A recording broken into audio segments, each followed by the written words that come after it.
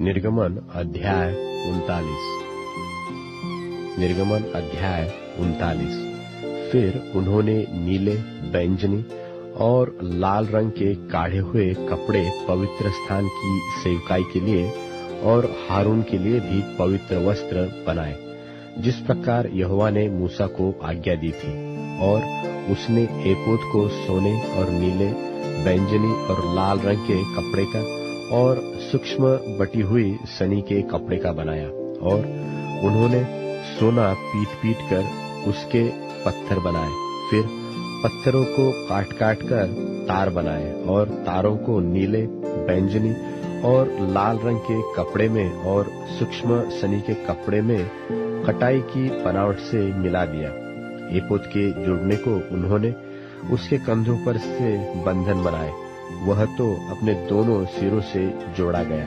और उसके कसने के लिए जो काढ़ा हुआ पटुका उस पर बना, वह उसके साथ बिना जोड़ का और उसी की बनावट के अनुसार, अर्थात सोने और नीले, बैंजनी और लाल रंग के कपड़े का और सूक्ष्म बटी हुई सनी के कपड़े का बना, जिस प्रकार यहोवा ने मूसा को आज्ञा दी थी।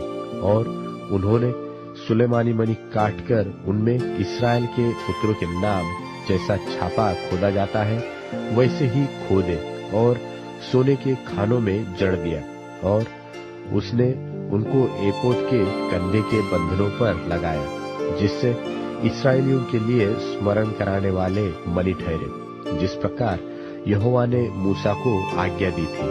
और उसने चपरास को एपोद की लाई सोने की और नीले, बैंजनी और लाल रंग के कपड़े की और सूक्ष्म बटी हुई सनी के कपड़े में बेलबूटे का काम किया हुआ बनाया। चपरास तो चौकोर बनी और उन्होंने उसको दोहरा बनाया, और वह दोहरा होकर एक बित्ता लंबा और एक बित्ता चौड़ा बना। और उन्होंने उसमें 4 पांति मणि जड़े।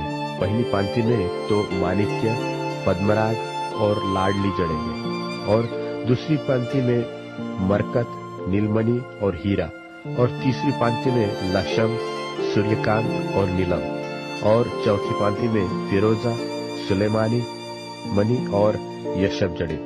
ये सब अलग अलग सोने के खानों में जड़े गए। और ये मणि इस्राएल के पुत्रों के नामों की गिनती के अनुसार 12 थे। 12 गोत्रों में से एक एक का नाम जैसा छापा खोदा जाता है, वैसा ही खोदा गया। और उन्होंने चपरास पर डोरियों की नाई गुंथे हुए चोखे सोने की जंजीर बनाकर लगाए।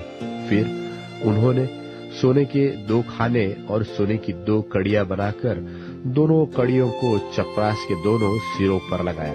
तब उन्होंने सोने की दोनों गुंथी हुई जंजीरों को चपरास के सिरों पर की दोनों कड़ियों में लगाया, और गुंथी हुई दोनों जंजीरों के दोनों बाकी सिरों को उन्होंने दोनों खानों में जड़ के एपोद के सामने दोनों कंधों के बंधनों पर लगाया। और उन्होंने सोने की और 2 कड़ियां बनाकर चपरास के दोनों सिरों पर उसकी उस कोर पर जो एपोद की भीतरी भाग में थी लगाई। और उन्होंने सोने की 2 और कड़ियां भी बनाकर एपोद के दोनों कंधों के बंधनों पर नीचे से उसके सामने और जोड़ के पास एपोद के काढ़े हुए पटुके के ऊपर लगाई।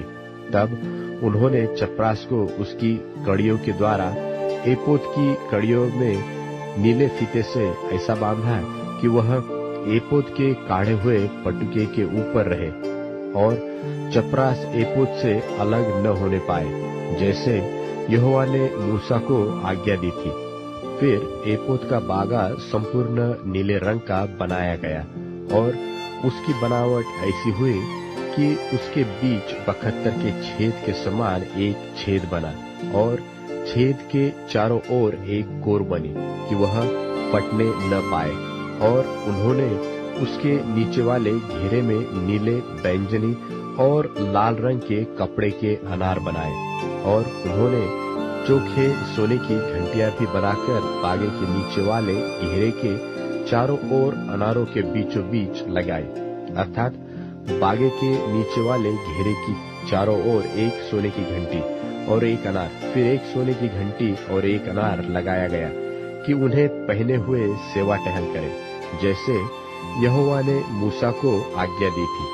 फिर उन्होंने हारून और उसके पुत्रों के लिए बुनी हुई सूक्ष्म सनी के कपड़े के अंगरखे और सूक्ष्म सनी के कपड़े की पगड़ी और सूक्ष्म सनी के कपड़े की सुंदर टोपियां और सूक्ष्म बटी हुई सनी के कपड़े की जांघिया और सूक्ष्म बटी हुई सनी के कपड़े की और नीले, बैंजनी और लाल रंग की कारचोबी काम की हुई पगड़ी, इन सबों को जिस तरह यहोवा ने मूसा को आज्ञा दी थी वैसा ही बनाया।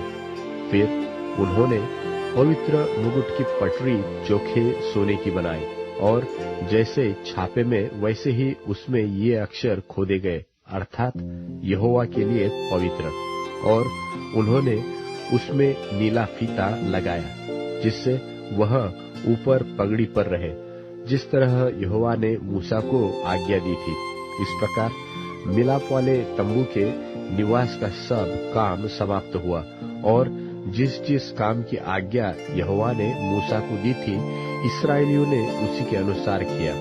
तब वे निवास को मूसा के पास ले आए, अर्थात घुंडिया, तख्ते, बेंडे, खंबे, कुर्सियां आदि सारे सामान समेत तंबू और लाल रंग से रंगी हुई मेंढों की खालों का ओढ़ना और सुइसों की खालों का ओढ़ना और बीच का पर्दा, डंडों सहित साक्षी पत्र का संदूक और प्रायश्चित का ढकना, सारे सामान समेत मेज और भेंट की रोटी, सारे सामान सहित दीवट और उसकी सजावट के दीपक और उजियाला देने के लिए तेल, सोने की वेदी और अभिषेक का तेल और सुगंधित धूप और तंबू के द्वार का पर्दा, पीतल की झंझरी, डंडों और सारे सामान समेत पीतल की वेदी और पाए सहित हौदी, खम्भों और कुर्सियों समेत आंगन के पर्दे और आंगन के द्वार का पर्दा और डोरिया और खुंटे और मिलाप वाले तंबू के निवास की सेवकाई का सारा सामान,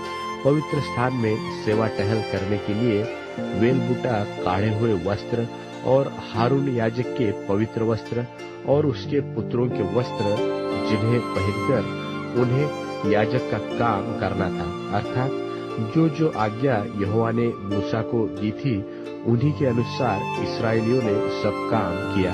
तब मूसा ने सारे काम का निरीक्षण करके देखा कि उन्होंने यहोवा की आज्ञा के अनुसार सब कुछ किया है और मूसा ने उनको आशीर्वाद दिया।